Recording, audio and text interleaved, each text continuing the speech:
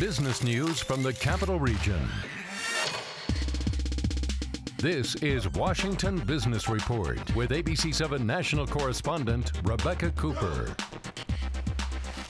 Thanks for joining us for this week's look at business and finance and how it impacts you. This week, help wanted. Good news on the jobs front sent investors scrambling to sell, while one high-profile job opening in Washington is having trouble being filled. Meantime, all the snow had an impact on the bottom line, with lost productivity and lost sales for many companies. We'll have all that ahead in the roundtable, but in our small business spotlight, a local startup that's actually making it big from the snow. They're going nationwide, being there in rain, sleet, or snow, whenever and wherever you need them.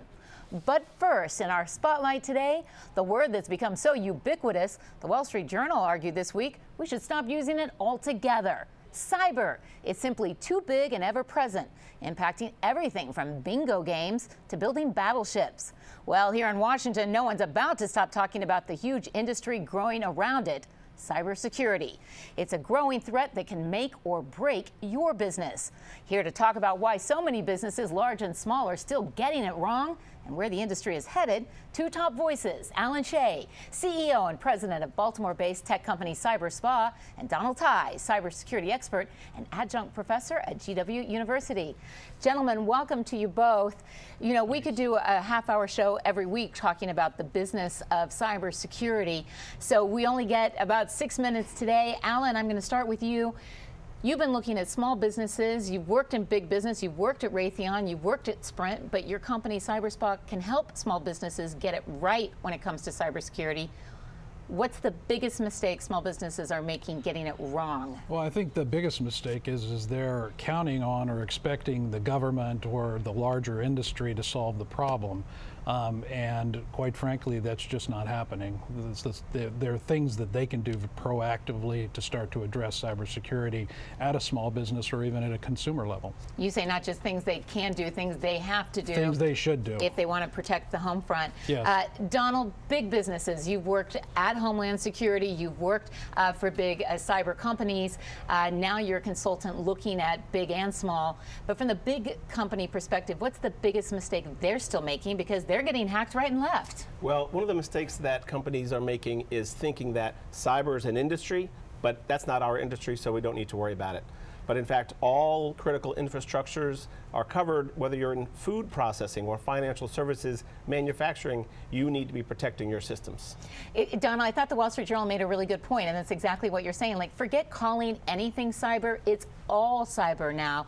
Alan, one of the points that I've heard people make when it comes to small businesses and cybersecurity is you're using your smartphone for everything from payment options to running your company to running your home. We'll set that aside, but tell us some of the steps that you tell small businesses they need to really be thinking about when it comes to cybersecurity. Well, one of the things that people are still counting on the personal computer as their primary engine for communicating, doing work, connecting to the internet, exchanging documents, etc.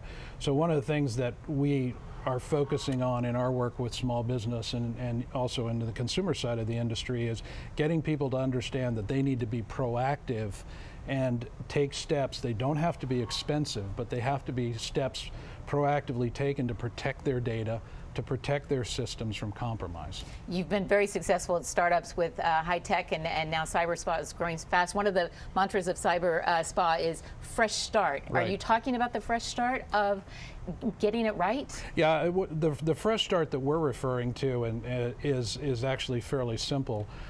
Most computers are built to last 8 to 10 years.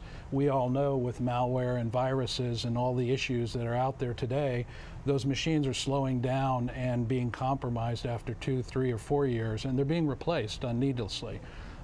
What Fresh Start is a technology that we developed to be able to actually do hard drive replacement, replace the software with clean new software, make sure that all the files go back to where they are at a cost that's a fraction of what hard drive replacement used to cost. A day at the spa.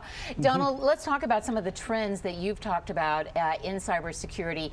One of the things that you've talked about that's so important here in Washington is the private sector and the government don't just have an opportunity to work together, they're going to have to work together. Yeah, it's funny. It's almost not just a partnership, which it formally is, and I think will continue to grow, which we'll touch on, but also sort of getting out of each other's way, because I think that there's been times where businesses have been hesitant to share information with the government because there's been lack of clarity on liability issues. How's it going to get shared? Will they still have confidentiality for competitive reasons? Who can fix that? Is it the head of an agency that needs to fix that? Is it Congress that needs to fix that? Well, it has to be collaborative, and so the bit of good news that we've seen so far is there's been a tremendous amount of movement since some White House leadership initiated about 2 years ago in February 2013 with an executive order.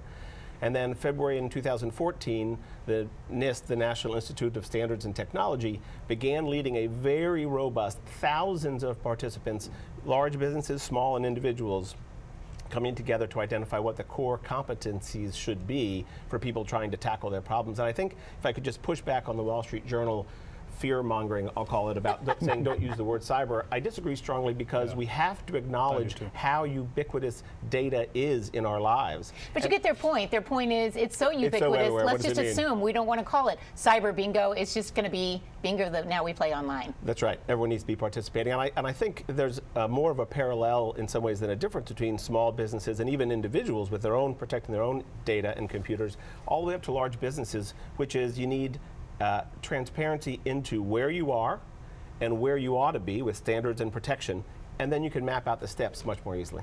Okay, I told you this segment was going to go too fast to talk about everything we wanted to talk about. We've only got 30 seconds left for each of you. Donald, the most important takeaways. You talk about something called the Snowden effect. What are the most important takeaways people need to be thinking about in terms of cybersecurity, and what is the Snowden effect? Well, there's two great lessons that every business should take away, and frankly, going back even farther to WikiLeaks, those are both insider threats. And yet, the second lesson is we need to monitor our data protection, individualize what protocols you have around data sets so you can prioritize what you need to protect most carefully and with most the greater investment. Alan, biggest takeaways?